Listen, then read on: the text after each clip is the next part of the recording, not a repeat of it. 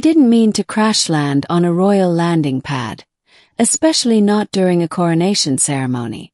But fate has a strange sense of humor, and mine apparently enjoyed putting me in impossible situations. My escape pod screeched across the marble deck of the floating palace, spinning like a tin can in a hurricane before it finally slammed into a line of banners. When the hatch blasted open, I tumbled out face first onto polished crystal flooring, groaning. 1,000 gasps echoed across the courtyard. When I lifted my head, my eyes met hers. Princess Elyndra of Vealoria, heiress of the celestial crown, the star-touched one. She was radiant, literally. Her skin shimmered faintly like starlight caught in water, and her hair flowed in pale silver waves, glowing softly with every motion. She wore ceremonial armor, intricate swirls of gold that traced her shoulders and arms like living constellations. And she was looking directly at me, no into me. Her irises blazed with a violet luminescence I couldn't tear myself away from, like they carried galaxies in their depths. I opened my mouth to apologize for the crash, for the interruption, for existing. But I didn't get the chance. She stepped forward, every noble watching in stunned silence. Then she said softly, clearly, "He carries the mark of my destiny."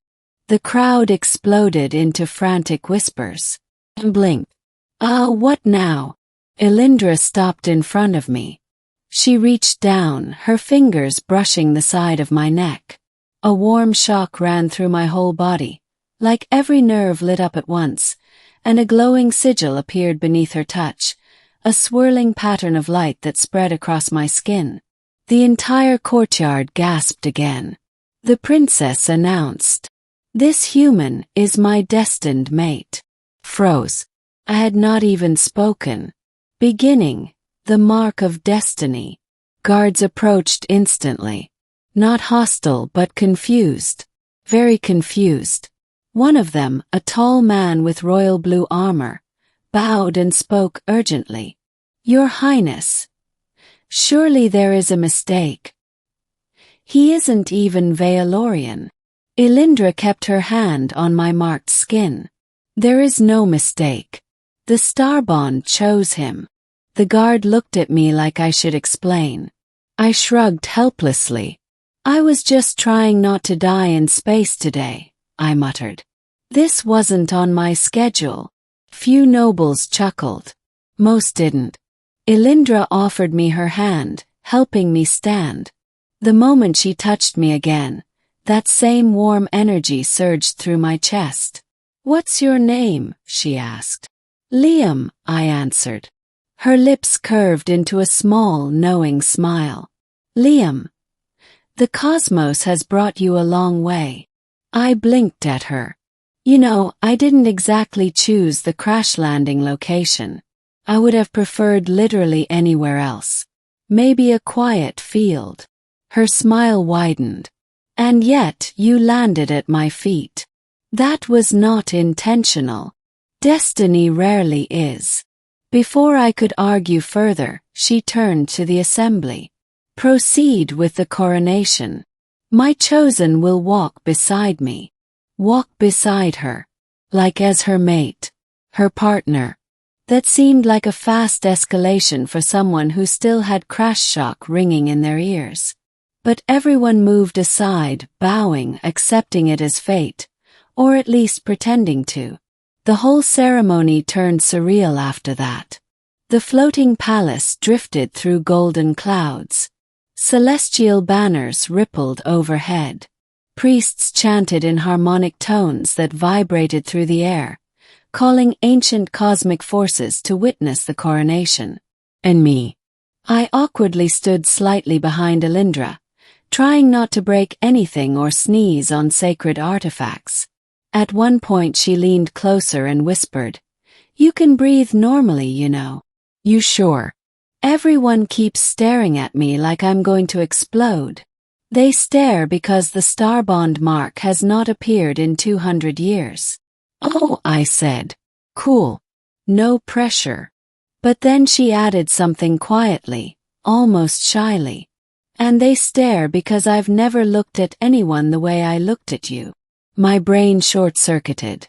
I didn't know what the Starbond really meant yet, but the way she looked at me made my stomach flip.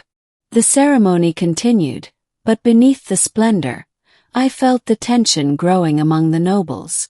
Some looked furious, others panicked, few curious. This wasn't over. Not by a long shot. Middle. The politics of being chosen. After the coronation, Elyndra led me into a private chamber, an observatory carved from crystal, giving a panoramic view of a glowing nebula drifting just beyond the palace's shields. She motioned for me to sit with her beside a suspended holographic star map. "I need to explain," she began softly. "Yes, please," I said. "Because I'm confused. And probably in some kind of royal trouble." "You aren't in trouble. You are unexpected. Story of my life." She folded her hands. "Liam, Veilorian royalty carries within us a latent force. The star soul chooses a mate only once in a lifetime. The moment I saw you, the star soul awakened. It marked you. Without asking either of us." Elyndra hesitated. "Consent is complicated when destiny is involved." I raised an eyebrow. "Where I'm from, destiny still needs permission." She blinked, then actually laughed, a soft musical sound. "I see why the cosmos chose you." Before I could respond, the chamber doors burst open. A stern woman in deep violet armor entered sharply. "Princess, we must talk. Now." Elyndra sighed. "Liam, this is Commander Kareth. She is overprotective." Kareth shot me a suspicious glare. "Human. Stand over there." "I'm already over here," I said. "Further." I shuffled a few steps. Kareth turned to Elyndra. "You have jeopardized the succession. High Council members are already calling emergency meetings. You have claimed a mate outside the noble lines, and outside the species." Elyndra lifted her chin. "The star soul chose. Tradition does not bend for destiny," Kareth snapped. "Well," I muttered. "That's contradictory." Both women ignored my comment. Kareth continued. "There will be political upheaval, assassination attempts, challenges to your right to rule." Elyndra's expression hardened. "Let them try." Kareth exhaled sharply. "Princess, you must understand. They will not simply oppose him. They will kill him." Suddenly the room felt colder. Elyndra stepped closer to me. "I will not allow anyone to harm him." Kareth pinched the bridge of her nose. "Then you must strengthen his bond. Make it indisputable." I frowned. "What does that mean?" Elyndra looked at me, almost apologetic. "It means we must undergo the Starbond ritual." "Which does what?" "Binds our fates," she said quietly. "Emotionally, physically, spiritually, irrevocably." "Oh," I said. Long pause. "Is this the part where I should panic?" "Possibly," Kareth said. Elyndra glared at her. "It does not have to be forced," Elyndra assured me. "You can choose. Destiny chose you first, but your consent matters." I appreciated that. Truly.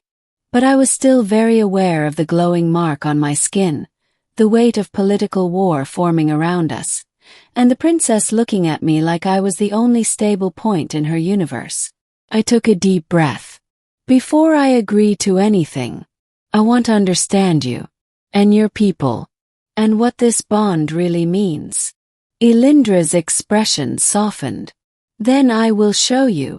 A journey through the celestial palace. Over the next days, I learned far more about Veoloria than I ever expected.